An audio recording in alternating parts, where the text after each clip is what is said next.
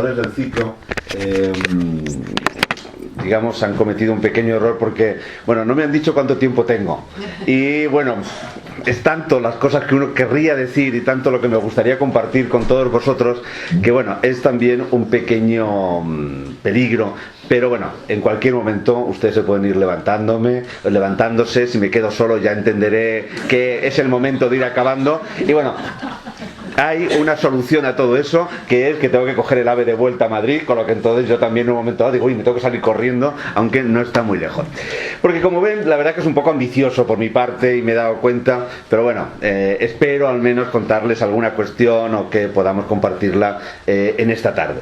Porque lo que me gustaría es hablarles un poquito de ese Cervantes hombre, pero también de ese Cervantes personaje, cómo se ha ido construyendo y sobre todo cómo al final, cuando hablamos de Cervantes o nos convoca Cervantes, en realidad seguramente nos está convocando más el mito, más la imagen que queremos proyectar precisamente ya en ese gran escritor, en ese regocijo de las musas, en este mejor escritor de la lengua castellana, que realmente a ese Miguel de Cervantes que vivió, que paseó, que en un momento dado le tocó vivir en esta casa y en este barrio que lógicamente no ocupaba en el Valladolid de principios del 17 el lugar central e importante dentro de la ciudad que ocupa ahora, etcétera, etcétera.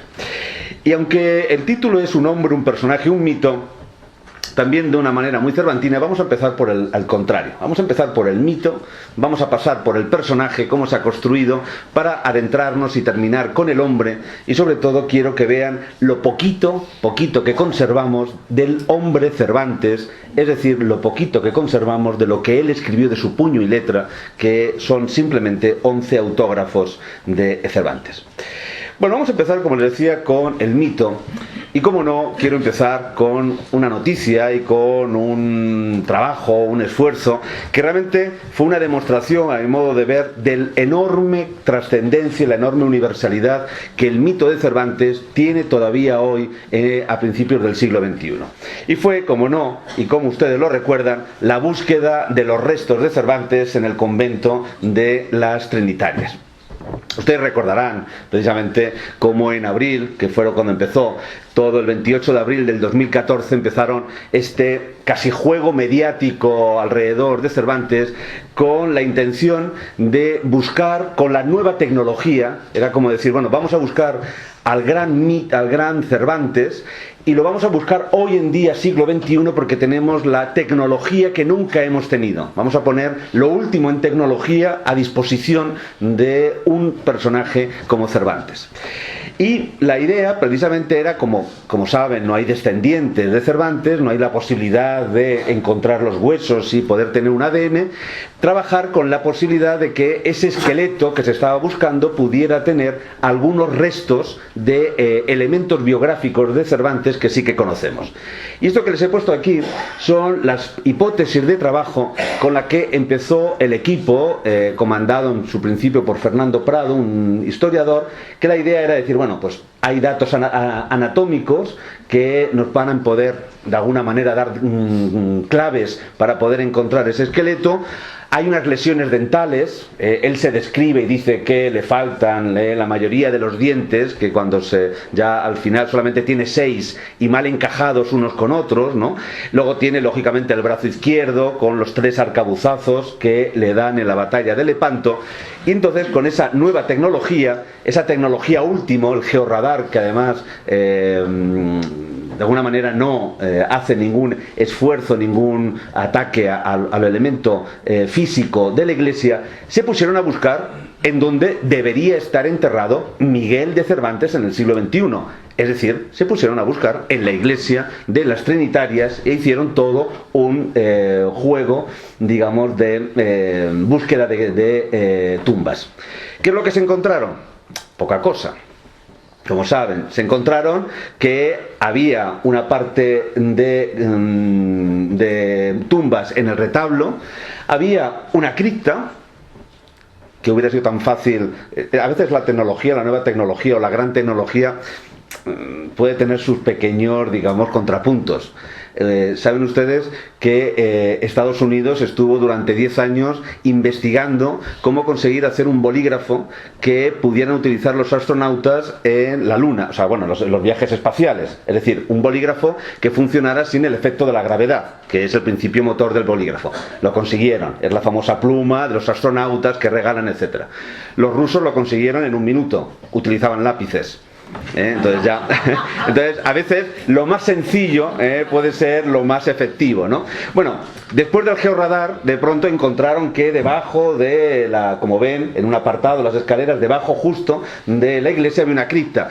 Hubiera sido tan fácil como preguntar a las monjas que dónde se entierran aquí a la gente, y lo hubiera dicho, pues hay una cripta debajo de la iglesia. Pero bueno, se trabajó con el georradar, que para eso también se le pagó a la persona que lo hizo. Había esos enterramientos y debajo de una de las capillas había un doble enterramiento. Bueno, se estuvo trabajando para que vean el esquema, dónde estaba la cripta, los nichos, y se trabajó de una manera concienzuda y, como ven, además un poquito camarote de los hermanos Marx. ¿Por qué? Porque el Arzobispado de Madrid decidió que daba permiso para que el equipo científico pudiera, anatómico forense, trabajar ya en el espacio, pero con una única condición: no se podía sacar ni un gramo de arena de ese espacio. Entonces tenían que trabajar exhumando, sacando los materiales, como ven, de la cripta, colocándolos, y al mismo tiempo en el espacio tenían que tener el propio espacio de trabajo y además el laboratorio donde tenían que trabajar. Como ven, no son las condiciones mejores para trabajar en este momento.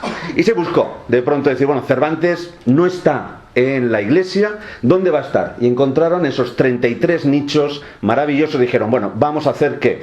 Utilizar la última tecnología, que es lo fundamental. ¿Qué vamos a hacer? No vamos a meternos aquí con un pico y una pala y nada, no. Vamos a meter una onda, que es la que utilizan precisamente, incluso, si ven ahora las grandes exploraciones arqueológicas en las tumbas de los faraones, meten una onda sensible. Bueno, vamos a utilizar esa onda sensible y vamos a enterarnos qué es lo que hay dentro de esos nichos. Claro, ¿qué sucede? Abren el primer nicho y nos encontramos, si ustedes recuerdan, esto: una tumba, un sarcófago en donde tiene escrito MC. Bueno, era como de las películas, cuando dicen, no puede ser, o sea, el primer nicho que vamos a abrir y de pronto una cosa que pone MC, ¿no? Claro, todos los periódicos ya hemos encontrado, por fin el esqueleto estaba en ese nicho, etc.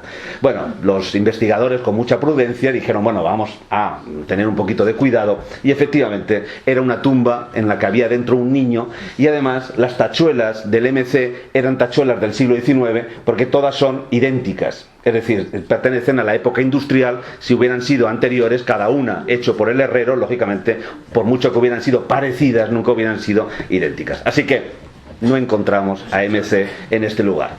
Bueno, como ven, cuando de pronto los investigadores ya no podían seguir trabajando con los nichos, y seguían trabajando unos cuantos con los nichos, empezaron a trabajar con el suelo, porque se dieron cuenta que debajo de la losa había posibles enterramientos. Entonces tenían que ir sacando el suelo y tenían que ir sacándolo, como ven, con los elementos. Iban haciendo ya con cotas, etcétera, etcétera. Estos son meses y meses de trabajo. Como saben, el coste total de todo esto que les estoy contando es declarado 200.000 euros.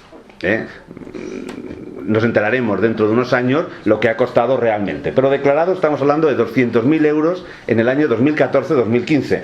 No les tengo que decir la situación en la que vivimos y la dificultad de conseguir de cualquier institución pública algo de dinero, y no estas cifras astronómicas. Bueno, hasta que a alguien se le ocurre en el ayuntamiento que algo se nos había olvidado en todo el proceso. Teníamos georradar, teníamos la supercámara perfecta, nadie había mirado los documentos. Y entonces, de pronto, menos mal que a alguien en el ayuntamiento se le encendió, y entre ellos, digamos, un bibliotecario del Ayuntamiento de Madrid, de pronto dijo, bueno, yo voy a mirar. Y efectivamente, nosotros sabemos bastante de Cervantes. Entre otras cosas, sabemos que murió el 22 de abril y fue enterrado el 23 de abril de 1616. Y tenemos el libro de difuntos, tenemos precisamente el testimonio documental de que eso fue verdad, de que eso existió, como un documento lógicamente legal que se hace necesario. Sabemos con quién murió, seguramente, bueno, además de su mujer, de su sobrina Constanza, teníamos la familia de Gabriel Martínez, que son los dueños de la casa muy cerquita de donde está el convento donde él estaba, y seguramente hermanos de la venerable Orden Tercera de San Francisco, que justo unos días antes ya había profesado. Y bueno, el momento del procesamiento. Y también sabemos algo que es curioso, y bueno, no tiene más que más anecdótico. Cervantes murió y fue enterrado el día 23 de abril y nadie en Madrid se dio cuenta de que fue enterrado. Entre otras cosas porque no era más que uno de los que había muerto en Madrid en ese día, que es decir, no es el enterramiento ni el funeral de Lope de Vega, que es decir, Lope de Vega paralizó Madrid y de pronto fue como el gran, digamos, el gran escritor que había muerto y eso había dejado huérfanos a todo el pueblo madrileño, sino porque además Madrid en ese momento, el 23 de abril, mientras que la familia, estas pocas personas, llevaban el cuerpo de Cervantes al cercano convento de las Trinitarias, estaban preocupadísimos y ahora sí, todos en muy devota procesión, precisamente bajo la imagen de la Virgen de Atocha, porque hacía meses que no llovía en Madrid, la situación era ya insoportable y había necesidad de tener precisamente esa procesión para las rogativas de la lluvia. Entonces todo Madrid sí que estaba detrás de una imagen, no de la imagen, lógicamente, de Cervantes, que no era nadie, sino precisamente tal. Bueno, en 1870 ya la Real Academia hace. Pero lo que sí que sabemos de la documentación, imagínense si hubiéramos empezado a trabajar por la documentación y no con el georradar metiéndolo dentro de la iglesia. Nosotros lo que sí que sabemos es que esa iglesia, daos cuenta, fue enterrado Cervantes en 1616 y que hay unos primeros enterramientos hasta 1630. Y eso lo sabemos porque está el libro de los enterramientos de los difuntos y nos dice quién ha sido enterrado, qué día, cuántas misas se tienen que dar, digamos, bueno, la documentación propia de cualquier muerte. Y en ese sentido, estos son, digamos, para que vean las personas que fueron enterradas, que lógicamente en el 16 fue enterrado Miguel de Cervantes y en el 26, 10 años después, va a ser enterrada su mujer Catalina de Salazar, también en el mismo convento, hasta el 28 que tenemos los últimos enterramientos. ¿Por qué? Porque precisamente a partir de 1630 va a haber un cambio de patronos dentro de la iglesia, del convento de las Trinitarias, que va a conllevar una remodelación de la iglesia. ¿Y qué sucede?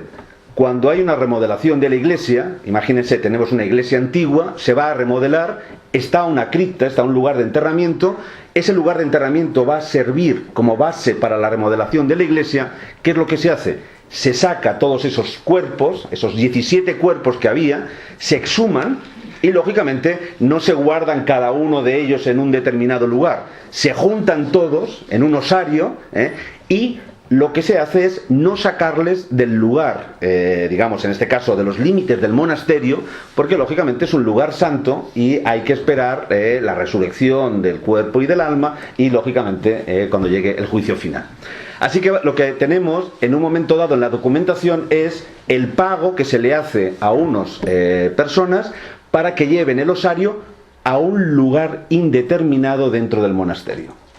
Así que desde 1630 hasta, en el caso, 1698, que es cuando se hace, de pronto nos vamos a encontrar en 1698 el paso de ese cúmulo de huesos, todos mezclados, precisamente al lugar que ahora se ha hecho en la nueva iglesia, que es la ahora que nosotros tenemos.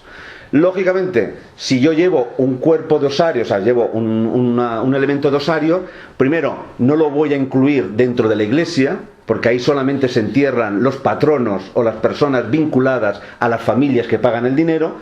No las voy a enterrar en los nichos, porque los nichos solamente están destinados al mundo eclesiástico, es decir, a las monjas que van a morir precisamente durante el tiempo. ¿Y qué es lo que voy a hacer?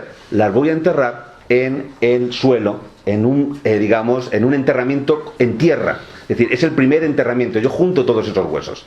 ¿Qué es lo que tendríamos que haber hecho? Nada del georradar, olvidarnos ya de ese gasto, nada de empezar con la cripta, sino ir en donde la lógica nos hubiera pedido, que es, si uno cualquiera tiene que hacer un enterramiento en suelo, no lo va a hacer en el centro, pensando que luego va a haber más enterramientos, va a buscar las esquinas. Y hubiéramos podido encontrar directamente, qué casualidad, cuando tienen la documentación, se van a la esquina que le llaman el número 32, y de pronto se encuentran que después de toda una serie de catas que tienen un montón de huesos que están enterrados directamente en la tierra, acompañados de monedas del siglo XVII, con alguna prenda de vestir propio del siglo XVII, y ahí está el famoso osario depositario número 32, en donde precisamente va a haber 15 cuerpos identificados de esos 17 que deberían estar, seguramente uno ya sabemos que podrían estar. No hay esqueleto. Imagínense encontrar aquí esa mandíbula sin dientes, encontrar aquí algo, cualquier elemento que pueda tener algo del arcabuzazo que pudiera haber dejado. Esto es todo lo que hemos encontrado. Imagínense qué piezas pequeñitas en ese elemento. Después de 200.000 euros, después de haber perdido un año y pico, porque todo esto empieza la documentación en enero, febrero del 2015, después de haber perdido casi un año en esa búsqueda, miles de personas, porque se van turnando, bueno, cientos, tampoco hay que exagerar, cientos de personas porque se van turnando en esos grupos de trabajo, como han visto unos encima de otros, de pronto, después de 200.000 euros, hemos detectado que no está en la iglesia, que no está en la cripta, sino que ya sabemos el lugar exacto donde fue enterrado donde fue enterrado Cervantes y Catalina con el resto de los primeros enterramientos. ¿Cuál es el problema? Bueno, que no hemos aprendido la lección. Porque ¿qué es lo que hemos empezado a buscar? Nadie empezó a buscar al hombre Miguel de Cervantes. Nadie empezó a buscar a ese hombre que fue enterrado pobre, que lo hizo en ese convento que acababa de fundarse, es decir, que es un convento no de los grandes de prestigio de Madrid, sino un convento pequeñito. Nadie le buscó precisamente en esa digamos, simplicidad de un hombre cualquiera de los siglos de oro, sino todo el mundo estaba buscando el gran mito, el gran genio de las letras, el que debía estar colocado en el gran mausoleo, si hiciéramos en un momento dado el gran, digamos, cementerio, el gran panteón de los hombres ilustres. Y lamentablemente no hemos aprendido, porque como saben, nuestra antigua alcaldesa de Madrid, Ana Botella, justo el día en que tenía que dejar el gobierno, en el momento en que ya no podía hacer ninguna labor ya de gobierno, hizo dos. Se levantó por la mañana y a las 9 firmó un decreto por el que se hacían los últimos desahucios en Madrid. Y a las 12 inauguró esta placa en el convento de las Trinitarias, en donde se sacaron todos esos huesos, ahora ya mezclados, y lógicamente como habían estado en el origen, y en vez de dejarlos en ese rincón, de pronto se les puso en una urna, o en varias urnas, y se aprovechó un hueco, que había un santo, una imagen de un santo, se quitó la imagen de San Patricio que estaba allí, y de pronto se colocaron allí estas 3 cajas con todos los huesos, y encima otra placa. Hay como 5 placas que dice que aquí estuvo y murió y estuvo enterrado Cervantes. Ya tenemos una nueva placa en algo que lo ideal hubiera sido mantener el espacio, ese lugar que durante 400 años el pobre Cervantes había estado enterrado en el lugar después de 1698, cuando le devolvieron a su sitio. Desde ese momento había estado en donde tenía que estar y ahora está en ese otro lugar mítico. Como pueden imaginarse, ese movimiento mediático fue tremendo. Lo sufrimos todo, casi era continuamente abrir los telediarios y siempre había una noticia, etcétera, había un despliegue que el pobre Cervantes, como muy bien siempre Forges podía hacer, ¿no? O precisamente algo que muchos nos preguntábamos, menos preocuparse por encontrar los huesos que sabíamos. O sea, no es el caso, por ejemplo, recuerden en un momento dado Velázquez, o el caso en un momento dado de Calderón. Es decir, algunas obras, por ejemplo, cuando se hicieron el túnel que está enfrente del Teatro Real, de pronto se encontró un cementerio. Entonces, bueno, era la posibilidad de, sin saber, que allí podían estar unos huesos importantes o de personalidades que nosotros siempre hemos perdido. No, desde siempre hemos sabido que estaban los huesos, no sabíamos si en tal esquina o en la otra esquina, en tal lugar o en tal lugar. Ahora ya sí que tenemos esa seguridad donde estuvieron, pero a lo mejor quizás precisamente eso de poder tener, o siempre el roto, con esa capacidad que tiene de vincular todos los tiempos con su capacidad genial de dibujo y de análisis del tiempo. Ese es el mito. Ese es el mito que nos convoca. Pero claro, ese es el mito que también tenemos que tener en cuenta, que está muy alejado del hombre. Y entre el mito y el hombre está el personaje. El personaje que el mismo Cervantes se creó de sí mismo. porque Cervantes realmente nos quiso dar una imagen de sí mismo que al final, como quiero mostrarles, hay tan pocos datos realmente fiables de ese hombre. Ese personaje ha terminado por tener cuerpo, tanto cuerpo como el propio personaje de Don Quijote, que en un momento dado al final casi parece que hubiera vivido de verdad. Saben que en la ciudad mexicana de Guanajuato hay un festival cervantino muy importante y hay una devoción desde hace ya muchísimos años sobre Cervantes, ¿no? Hace unos 10 años se hizo una encuesta popular, estamos tan de moda, pues allí ya hace 10 años se hizo una encuesta popular en donde se le preguntaba a la gente si estaban o no de acuerdo de que se llevaran la tumba de Don Quijote a otro lugar, ¿no? Y bueno, por un 99% de pronto todo el mundo escandalizado. No, la tumba de Don Quijote tiene que estar donde siempre murió Don Quijote, en Guanajuato. O sea, no se podía mover porque realmente Don Quijote no es un personaje que puede estar naciendo, muriendo en cada lectura, sino un ser de carne y hueso que en un momento dado nos ha acompañado y nos va también acompañando en la vida. Bueno, pues ese personaje, que lo tenemos claro, que Cervantes crea un personaje en una novela, también lo va a hacer con su propia imagen que nos va a mostrar. Y les quiero mostrar, y además tenemos la suerte de tener aquí uno de los retratos de Cervantes en directo, y también en imagen que lo he traído, cómo se ha ido construyendo, cómo Cervantes construyó su imagen, y dado el prestigio del propio Cervantes, esa imagen ha ido al final imponiéndose como el imaginario que todos tenemos de lo que fue Cervantes, y que es realmente no el Cervantes hombre, sino ahora ya el Cervantes personaje. Bueno, estas dos son las únicas, casi las únicas descripciones reales, vamos a poner reales, que tenemos de Cervantes. Una de ellas nos viene de una fuente de información maravillosa, que es el epistolario de Lope de Vega. Lope de Vega, además de ser el mejor poeta del siglo de oro, el mejor dramaturgo, el más controlador de todos los canales de difusión, de producción de dinero. No había lugar donde pudiera hacerse un maravedí en donde no estuviera Lope de Vega o la gente de Lope de Vega. Controlaba completamente el mundo literario de aquel momento. Pero además Lope de Vega nos ha dejado algo maravilloso, que es las cartas que le escribía al duque de Sesa, casi contando el día a día lo que hacía. Maravilloso, no solamente por tener su propia letra y sus propios sentimientos, sino por los datos que nos da también de otros personajes. Y en un momento dado, en 1612, nos va a contar esto. Nos va a contar qué ha sucedido en una de las academias, en uno de esos espacios en donde se juntaban los literatos por la noche, entre otras cosas para cenar. Digamos, imagínense, las academias son el lugar en donde los nobles tenían, con ínfulas literarias, tenían el espacio en donde reunían a los mejores escritores y les proponían deberes. De pronto, en muchos casos, Lope de Vega es secretario de estas academias, y de pronto le decían, bueno, para la próxima academia hay que hacer un soneto a esa mujer que se le cae un mechón en la cabeza y del pelo, y de pronto le tapa el ojo izquierdo. Y entonces veis a Lope de Vega, ¿no? Porque cuando es el secretario, veis a Góngora, veis a Montero, veis a todos los poetas escribiendo un soneto sobre ese tema, porque lógicamente luego había un premio.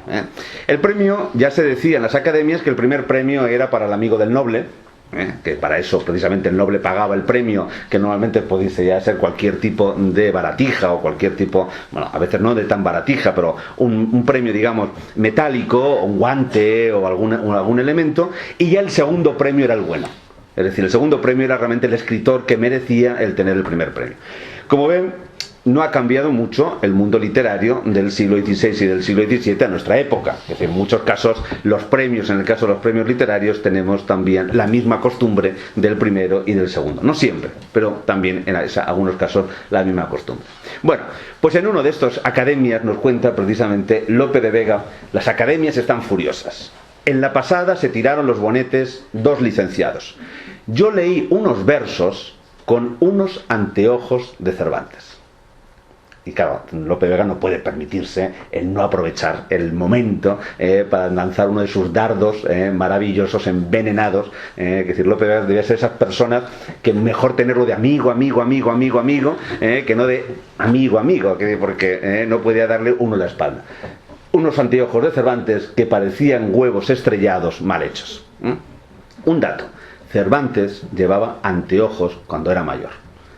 Y jamás podíamos, o sea, en un momento dado, yo les digo ahora, díganme qué escritor del siglo de oro llevaba anteojos. Pues todos automáticamente vamos a recordar esa imagen, ya sea la imagen que hemos visto o ya sea la imagen que hemos visto en los libros de texto o lo que sea. Y ese, vamos a decir todos, ese es... ¿Quién es? Quevedo. Bueno, pues ya está. O sea, lo tenemos como automáticamente tal. Jamás pensaríamos que esos mismos anteojos que lleva Quevedo son los que llevaba Cervantes, que son los que le presta a Lope de Vega para leer, porque seguramente Lope de Vega también necesitaba, como todos, anteojos para poder seguir precisamente leyendo. Este dato ya nos da diciendo algo que nos separa del imaginario que nosotros ya tenemos siempre de Lope de Vega. Y luego, el otro dato, digamos, que también es un poco no tan descriptivo, sino también con un poquito de mala leche, lo tiene que ver Alonso Fernández de Avellaneda, o quien se esconde detrás de Alonso Fernández de Avellaneda, que no deja de ser un seudónimo, que critica a Cervantes en el prólogo de El Quijote apócrifo, el que publica en 1614. Y yo, desde aquí, en esta casa maravillosa de Cervantes, le doy las gracias a Alonso Fernández de Avellaneda por haber publicado ese Quijote de 1614, porque seguramente sin ese último empujón Cervantes no hubiera acabado la segunda parte del Quijote, y seguramente sin haber acabado la segunda parte del Quijote no estaríamos aquí, porque realmente es lo que le hizo el ser el gran escritor, el gran modelo de la narrativa, sobre todo a los ingleses ya en el siglo XVII. Bueno, tiene solamente una mano, es manco, solamente utiliza una mano, y es tan viejo en años, es decir, ya una persona anciana. Bueno, son dos elementos muy básicos, porque lógicamente anciano lo es cuando cumple unos años, y la mano ya sabemos de dónde la perdió y él se va a defender. Pero lo que sí que me interesa es que nosotros no somos conscientes de muchas de las costumbres, digamos, editoriales, de convivencia, que había en los siglos de oro, y en las que sí que Cervantes va a actuar directamente, porque él se está comunicando con sus lectores del momento. Es decir, Cervantes, para mí, uno de los elementos de mayor genialidad que tiene, es que siendo un autor metido en el barro de su tiempo, es decir, es un autor que realmente está en todos los digamos en todas las disputas, en todos los problemas que se están planteando casi en el instante en el que está escribiendo, al mismo tiempo es capaz de hacer una obra que, aun sin tener esos referentes, sigue funcionando y sigue siendo universal. Podemos leer el Quijote y disfrutarlo sin conocer los libros de caballerías, podemos disfrutar de muchos de los elementos geniales de su narrativa sin saber que es una respuesta, una crítica o un halago a otro escritor que en ese momento estaba haciendo lo mismo o que quería hacer lo mismo. Todo ese juego literario que se entreteje en su obra no le quita ningún valor, aun siendo maravilloso cuando conocemos precisamente lo que está haciendo. Bueno, ¿qué costumbre había en el siglo de oro? Había una costumbre editorial que era precisamente incorporar un retrato al inicio de los libros. Un retrato, como ven, de Guzmán de Alfarache. Normalmente la idea inicial de incorporar un retrato tenía que ver con un problema y como van a pensar, otra vez estamos con las mismas historias de siempre, un problema de pirateo. Es decir, en un momento dado, los autores se dieron cuenta, sobre todo los autores de éxito, que cuando tenían un libro de éxito, pues lógicamente empezaban a piratearle. Es decir, había editoriales e imprentas que se aprovechaban y imprimían como si fuera esos libros. ¿Cuál es la manera de que un lector pudiera saber si un libro era pirata o no? Bueno, pues yo te voy a incorporar un sello de autenticidad. Y ese sello precisamente va a ser el retrato del autor.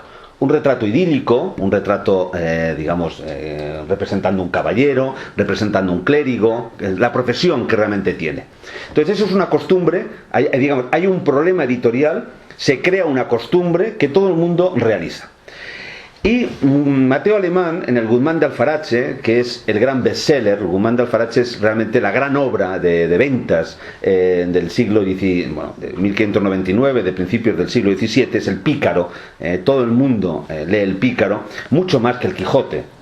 Si el Quijote tiene 5 ediciones, o 3 ediciones en Madrid, en lo que es la parte legal, 2 en 1605 y una en 1608, el Guzmán de Alfarache tiene 20. O sea, es realmente, y piratas no digamos digamos, o sea, es realmente el gran bestseller muy a distancia del Quijote. ¿Qué es lo que hace Mateo Alemán? Va a aprovechar esa costumbre para incluir algo que son los emblemas. Es decir, hay una información. No solamente está la información de yo estoy aquí, soy el autor, sino también ya te voy a dar una información de cómo quiero que leas el libro. Entonces hay una información que él está señalando un emblema que está en la parte superior, en donde hay una serpiente. Él tiene una mano en un libro, que precisamente es un libro sobre Cornelio Tácito. Es decir, él se está vinculando a un mundo de letrados, a un mundo de secretarios, que son los que están triunfando en la corte en este momento. En el siglo XVI va a ser la lucha entre los ebolistas, los papistas, los castellanistas, es decir, diferentes facciones en la nobleza. Y mientras la nobleza se estaba peleando, no se dieron cuenta de que realmente los que estaban tomando el poder eran los secretarios, era Mateo Vázquez, era Antonio Pérez, es decir, los que realmente al final terminaron por dominar lo que es la gran burocracia que crea Felipe II y que luego se va a mantener en la monarquía hispánica. Pero en este sentido, para que vean que lo que les estoy contando no son elucubraciones mías, y bueno, ha venido aquí ahora a contarnos las locuras que se le ocurre cuando no puede dormir, también, pero hay algo que tiene que ver con lo que conocemos del siglo XVI, XVII, eso que conocemos como los siglos de oro. Lope de Vega va a ser el gran maestro, precisamente, como no, en tantas otras cosas, también en la utilización de esta costumbre editorial para ir creando su propio personaje, como él quiere ser reconocido en cada momento. Lógicamente, Lope de Vega, además de triunfar, tiene que mantenerse en la cúspide del poder, tiene que mantener el control de los corrales de comedia, tiene que mantener ser el mejor poeta, sobre todo cuando tiene el envite de Góngora, que va a ser el único que va a ponerle, digamos, en entredicho de que realmente su poesía es la mejor y la única que se tiene que hacer. Y él lo que va a hacer es ir jugando también con los diferentes géneros y con esa imagen. Y como ven, tenemos en esta Arcadia, que es la primera representación, 1598 es la primera representación de Lope, en donde aparece este Lope cortesano, triunfante, mucho más joven de lo que era en el momento, porque no se trata de hacer un retrato realista, sino de lo que se trata es precisamente de hacer un retrato simbólico lleno de información.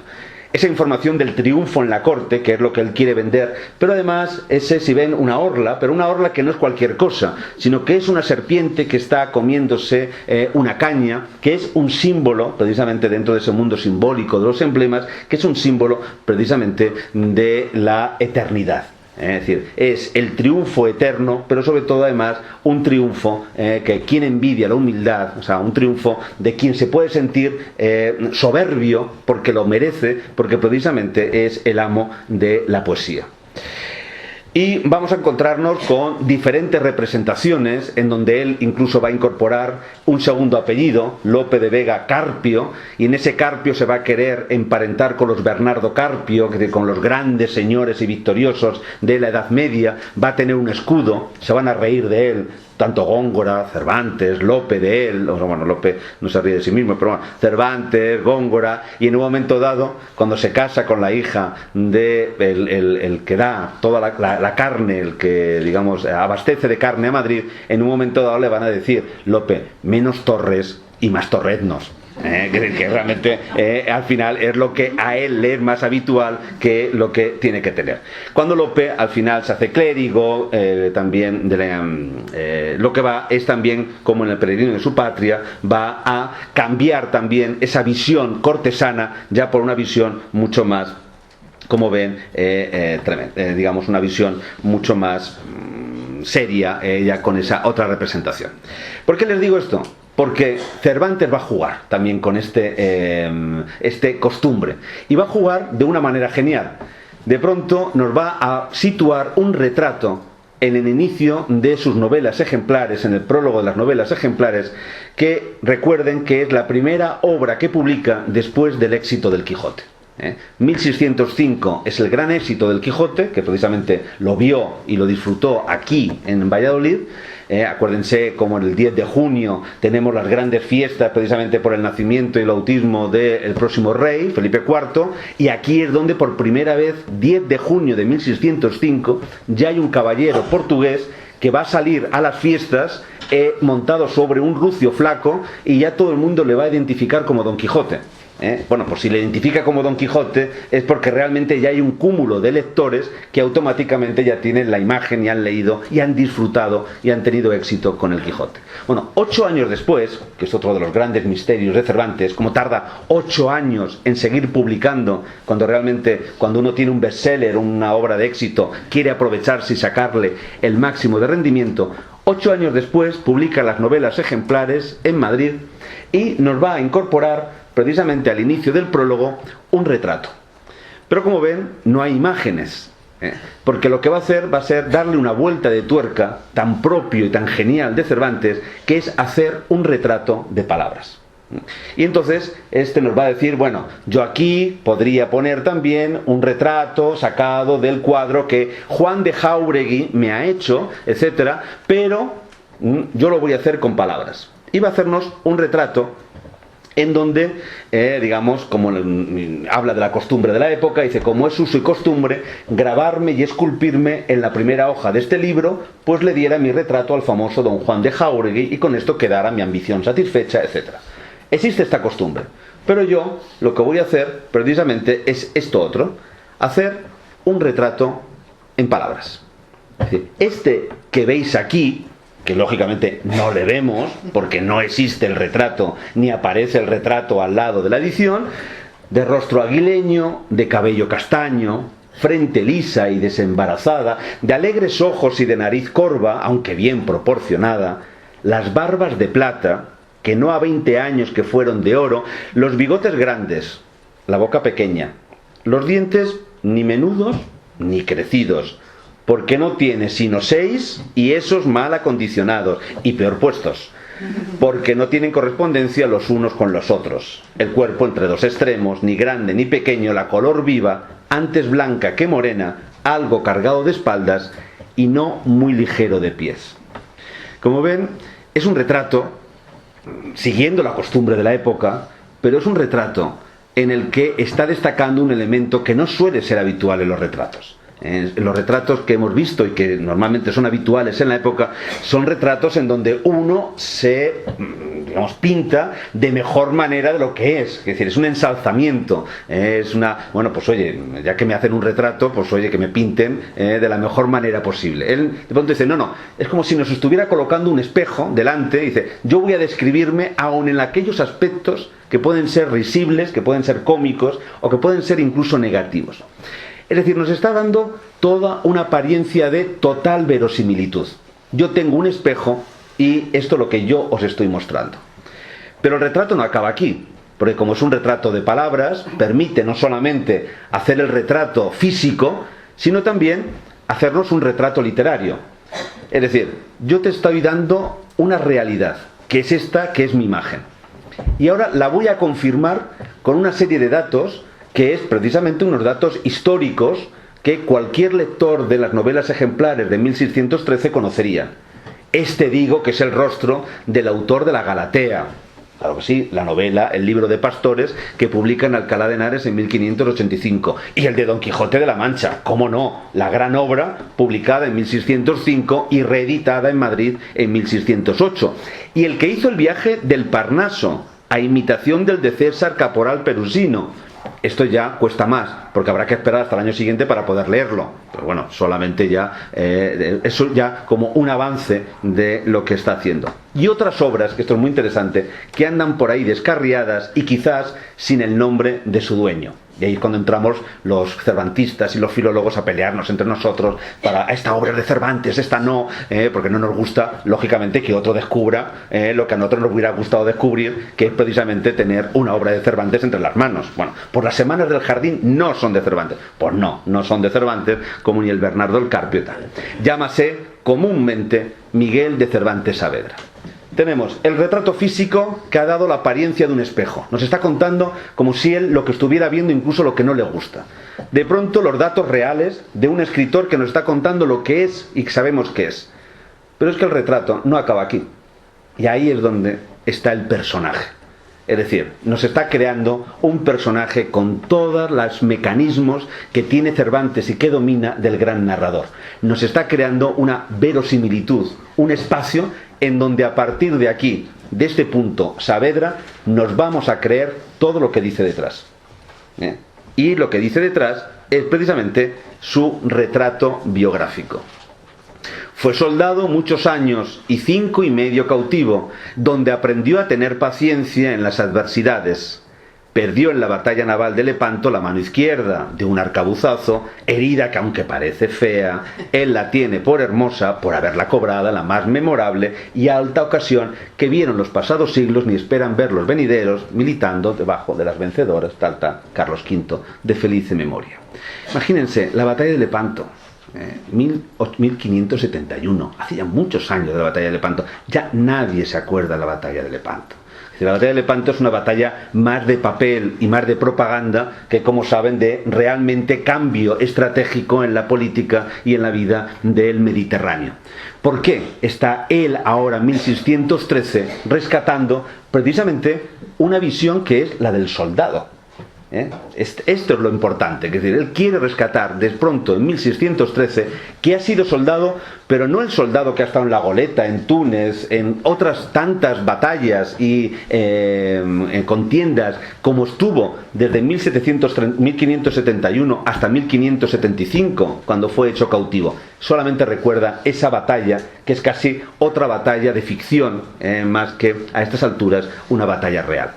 ¿Por qué? Porque realmente Cervantes quiere en este momento recuperar algo tan importante como volver a pedir esa merced, ese lugar en el espacio de la corte que no va a conseguir, que ya no va a conseguir, que no lo ha conseguido desde que volvió en 1582, no lo ha conseguido, pero él sigue empeñado en los últimos años de su vida en poder dejar y tener un sueldo, un oficio que nunca al final ha tenido. Está, de alguna manera, mostrándonos que no podemos dudar ya de su biografía, porque realmente esa biografía ha quedado ya completamente fijada como si fuera un documento, como si fuera de bronce, y a partir de ahí los biógrafos lo han utilizado. Les decía antes que esas dos primeras alusiones no eran las únicas que teníamos físicamente de Cervantes. ¿Por qué? Porque tenemos una última descripción también física, también, digamos, objetiva, que es la que le hacen en el libro de Redención en 1580, cuando vuelve, y los padres trinitarios, ¿qué es lo que hacen? Identifican a cada una de las personas que tienen que liberar, y lo identifican normalmente ¿con qué? Con los elementos que son alguna tara, algún elemento que es identificador de diferenciador. Es decir, imagínense cuando llegan los padres trinitarios a Argel y de pronto dicen, uy, tengo 300 euros, o bueno, 300 ducados, tengo 300 ducados para liberar a Pedro Martínez. ¿Quién es Pedro Martínez? No, yo. Bueno, ya está, me liberan y luego, cuando estoy en España, digo, ay, es que me equivoqué, no, yo era Juan Pérez. Bueno, pues ya que estamos aquí no te vamos a devolver, etc. ¿Cómo había que hacer? Había que identificar con la familia, pero identificar también con mediano de cuerpo, bien barbado y estropeado del brazo y mano izquierda, como en tantos casos, precisamente, nos vamos a encontrar otras descripciones. Pero me interesa sobre todo cómo se ha ido construyendo ese personaje. Tenemos esa descripción que les decía de las novelas ejemplares. ¿Qué es lo que va a suceder a la hora de ese imaginario que hemos ido creando? Pues precisamente que cuando en 1738 vamos a tener la primera edición de lujo del Quijote, hecha en Londres, pues nos vamos a encontrar con que se va a querer devolverle a Cervantes esa imagen en líneas que no existían en sus libros. ¿Y qué es lo que va a hacer? Un pintor, William Kent, va a hacer el retrato de Cervantes, de Saavedra, pero como pueden leer abajo dice por él mismo. ¿Qué es lo que hace? Él transforma lo que son la descripción que hemos visto, este que veis aquí, de pelo castaño, de frente tal, de nariz corva, etc. Él coge todos los rasgos y de pronto crea esta imagen, esta cara. Y sobre esta cara van a construirse precisamente el retrato, todos falsos, que tenemos de Cervantes. No hemos conservado ningún retrato de Cervantes, ni sabemos si era así o sabemos si era de otra manera. ¿Qué sucede? Ya sí que este es el retrato del personaje, y como vamos a ver, ese retrato de Jáuregui que todos podemos tener en la cabeza, que es el que está en la Real Academia, es el retrato del mito. Realmente ya se ha consolidado como la imagen ideal. Bueno, cuando en las novelas ejemplares se va a hacer, ese retrato es el mismo retrato de antes, simplemente que se le va a quitar a Don Quijote detrás y se va a poner una librería. En algunos casos, por ejemplo, en Inglaterra, en 1742 les va a parecer poco realista. Van a decir, no, si era manco, que sea manco. Quiere decir, nada de esto de tener la mano inutilizada. Y como ven, le dan un tajo y se acabó ya. Y tenemos el mismo retrato, pero con el pobre Cervantes ya sin nada. O la cantidad de retratos ya al óleo pintados que nos vamos a encontrar. Este primero, que es de Alonso del Arco, que es de la RAE. En 1773, la Real Academia Española decide hacer una edición de lujo española. La que había era la de 1738, que habían hecho los ingleses. ¿Y qué es lo que hacen? Se ponen a buscar como locos, precisamente, un retrato de Cervantes para incorporarlo ahora sí a la edición. Reciben la noticia de que en Sevilla hay un marqués que tiene un retrato de Cervantes. Y de pronto se ponen en contacto con él, le piden por favor que lo mande a la Real Academia para hacer una copia, y el marqués dice, no lo mando a la Real Academia, lo regalo a la Real Academia, que para eso soy marqués y para eso puedo, y ahí es donde precisamente tiene que estar. Pueden imaginarse, los académicos daban saltos de alegría, si pueden los académicos dar saltos de alegría, pues son comedidos, digamos, en sus placeres internos, pero bueno, mostrarían de alguna manera su alegría precisamente del retrato, y también su desilusión cuando abrieron la caja donde llegó este grandísimo retrato y vieron que no era más que una copia al óleo de ese otro retrato que hemos estado viendo en grabados anteriormente. Es el mismo, como el mismo es precisamente el que tenemos aquí arriba en un autor anónimo del siglo XIX, que es el mismo, en este caso con una escena de la parte inferior también de esa edición de 1778. Tener un lujo de poder hacer el paseo y poder ver el original. O ya la hecatombe ya en el siglo XIX, en donde ya el mito de Cervantes ya tiene su explosión. Imagínense encontrarse, como se encontró en Suiza, un retrato de Cervantes pintado por Velázquez. Lo máximo. Bueno, este es el retrato de Cervantes pintado por Velázquez, que Viardot, cuando lo estudió, de pronto dijo, es que tiene que ser, es la descripción exacta. Cuando uno lee el prólogo de las novelas ejemplares, es que está aquí, no, yo lo veo, ¿no? Clarísimamente. Como también, en un momento dado, Francisco Pacheco, este otro, que ya es un poco más joven, porque está representando no ya el retrato de 1613, ya anciano Cervantes, sino ya cuando es liberado de Argel, cuando tenía 33 años. O este, que es precisamente ni más ni menos que el de Miguel de Cervantes, que es el que está en la Real Academia, que si queda alguna duda, por debajo aparece Juan de Jáuregui, pintado en 1600, como decía él en las novelas ejemplares. Si Juan de Jáuregui yo hubiera querido tener un retrato, se lo hubiera dejado al que ya hubiera hecho Juan de Jáuregui. Como saben, este fue un descubrimiento de 1910 y está colocado en la Real Academia porque el director de la Biblioteca Nacional en aquel momento, Rodríguez Marín, se emocionó cuando vio las fotografías y dijo, este es. Y Rodrigo Marín, pues ya para eso era Rodríguez Marín y era el gran cervantista, y también Pidal, en ese momento director de la Real Academia, decidieron que era el retrato, habían encontrado por fin el retrato. José Albiol, que es quien lo había encontrado en el norte de España, en Oviedo, lo regaló a la Real Academia, también de manera muy generosa, y la Real Academia y Rodríguez Marín también de manera muy generosa le consiguieron un puesto de trabajo en Valencia, que es donde él era, y ahí terminó dando clases de pintura, que es lo que realmente él quería, ¿no?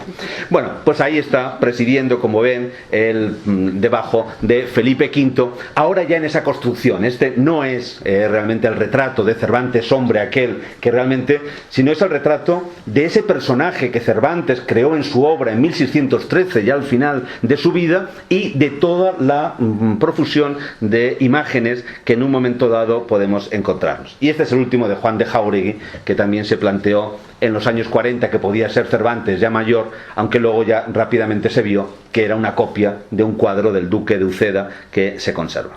Y bueno, y ya para terminar, lo que me interesaba, ya para, digamos, que puedan ver, es precisamente lo poco que tenemos, y eso es lo que nos permite construir al personaje, darle fuerza al personaje, y que de ese personaje ya hemos creado un mito que es maleable. Lo maravilloso de Cervantes, como lo maravilloso de Don Quijote, es que son clásicos porque en cada momento nos están retando con nuevas preguntas y que tenemos que darle respuestas, y en ellos siempre encontramos algo en donde nos sentimos identificados.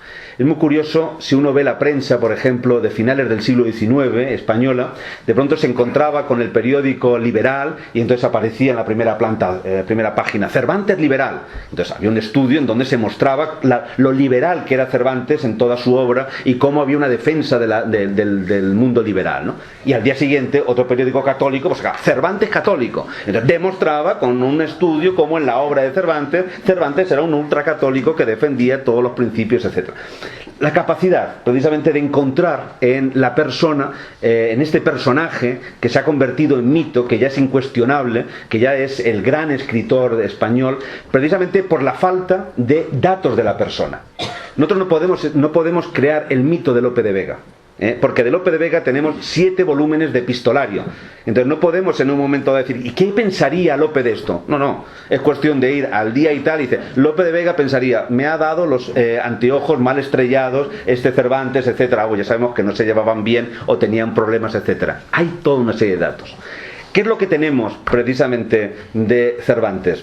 Nada. O sea, imagínense, de Cervantes conservamos exclusivamente 11 autógrafos, es decir, 11 textos escritos con su mano. Y de esos 11 textos no hay ninguno que sea personal.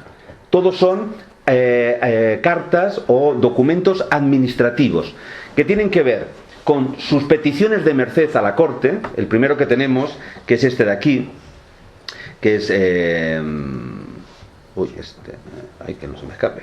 Este de aquí, que es de 1582. Este es el primer autógrafo que tenemos de Cervantes. 1582, cuando vuelve de Argel. Es una carta que le escribe Antonio de Eraso, precisamente el secretario en el Consejo de Indias, pidiéndole lo que él quería desde el principio cuando vuelve de Argel: tener uno de los puestos vacantes que quedan en América. Cervantes no quiso ir a América, es decir, no quiso tomar un barco, irse a la aventura americana. Cervantes lo que quería era un puesto en la corte, y sabía que de la corte española, es decir, de la corte en España, los grandes puestos que podían dar cierta posibilidad de poder estaban copados por las grandes familias nobiliarias que colocaban a las personas de sus, de sus circuitos o de sus personas cercanas. El lugar donde se podía hacer y medrar precisamente era América. Y él estuvo desde 1582, en esta carta de 17 de febrero, pidiendo precisamente esa merced. Cuando quede un puesto vacante en América, cuenten conmigo, yo he hecho muchos trabajos para la corona, etcétera, etcétera. Y cuenta una cosita, la única cosa personal que cuenta es: estoy ya casi terminando la Galatea. Es decir, 1583 él dice que ya, 1582 dice que ya está terminando la Galatea, que terminará ya en 1583 y luego ya publicará 2 años después, en el 85. Es lo único. Todo lo demás van a ser los problemas que va a tener con Hacienda, quien no, cuando él es parte de Hacienda como de recaudador de impuestos o general o comisario general de abastos por tierras andaluzas para la Armada Invencible. La monarquía hispánica, la letrada monarquía hispánica, necesitaba documentos de todo. Bueno, Cervantes tiene que defenderse de las deudas contraídas, del momento cuando está en Sevilla en la cárcel, escribe uno de los gastos realizados. Entonces tenemos, por ejemplo, imagínense, he encontrado un maravilloso autógrafo de Cervantes. ¿Y qué son cuentas?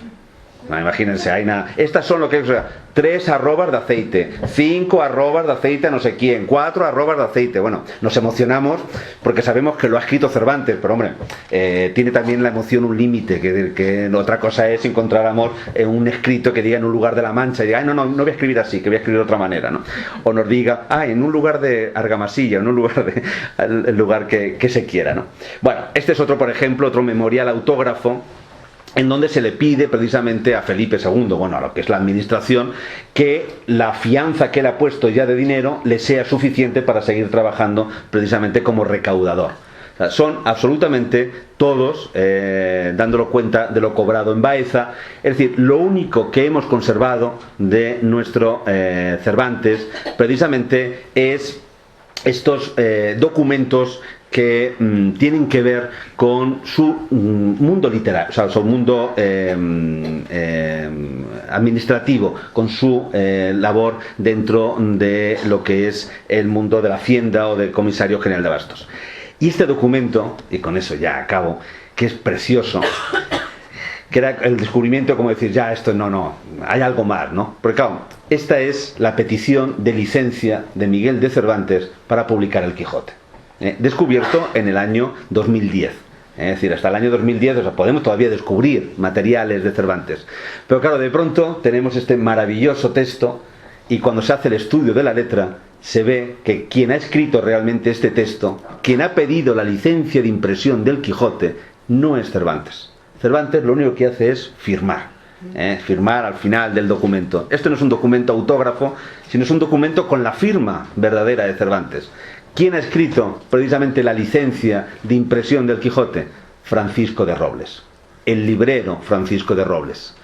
Una prueba más de que el Quijote, esa gran obra con la que Cervantes precisamente triunfa y va a triunfar en la corte, en la Navidad de 1604 y luego en 1605, precisamente en la corte que está situada en Valladolid, esa obra que en principio le abriría las posibilidades de una nueva vida que estaba buscando, no es esa gran obra literaria, sino que es una obra editorial, una obra contratada, una obra en donde un librero quiere tener un bestseller para poder hacer competencia al Guzmán de Alfarache, al pícaro, y frente a lo que es un libro de pícaros, una novela picaresca como el Guzmán, ahora de pronto le pide a Cervantes que haga un libro de caballerías. Ese libro de caballerías, que será el Quijote, un libro sorprendente, un libro maravilloso, pero como les decía, si Cervantes hubiera muerto en 1607, 1608, y de él solamente tuviéramos la Galatea, tuviéramos algunos romances de esas obras descarriadas que van por ahí con otro nombre, tuviéramos nada más que la primera parte del Quijote, Cervantes no sería más que uno de tantos escritores maravillosos, pero de tantos escritores que existieron durante los siglos de oro. Precisamente porque al final de su vida Cervantes decidió dejar de vivir, dejar de buscar la merced, dejar de construirse, dejar de ser la persona que realmente el hombre que quería tener una posición en el mundo y empezó a ser personaje y el personaje y crear los personajes y dar a la imprenta las novelas ejemplares, 1613, dar el viaje del Parnaso, 1614, terminar la segunda parte del Quijote, que es sin duda mucho mejor, más genial, porque está jugando con otros referentes que la primera, las 8 comedias y 8 entremeses en 1615 y dejar terminada completamente el Persiles que se va a publicar en 1617, sin esa vida de papel, esa vida que ya no es la de vivir el día a día, no es la de pasearse por las calles de Madrid, sino la de estar paseándose por esas maravillosas obras que había escrito y que ahora manda a la imprenta, pues realmente no nos tendríamos que preocupar ni tendríamos la posibilidad de acercarnos a este magnífico hombre. Un hombre que, siendo lleno de sombras, a nuestro modo de ver, porque es uno más de tantos de los hombres que vivieron en los siglos de oro, fue capaz de hacer una obra inmensa que todavía 400 años nos convoca en un lugar tan emocionante como es esta casa de Cervantes en Valladolid. Muchas gracias.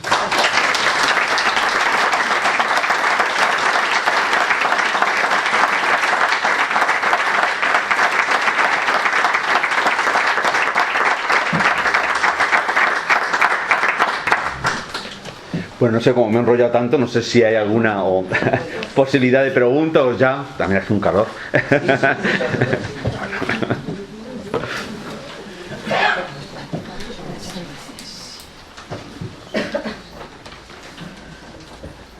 Bueno, pues si no hay ninguna pregunta, una recomendación. No dejen de leer a Cervantes.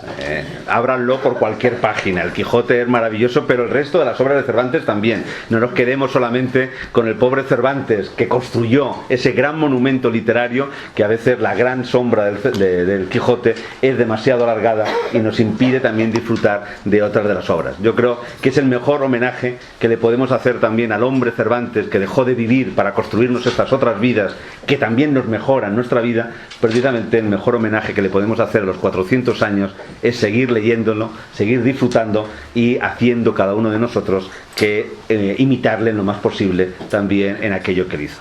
Así que a leer.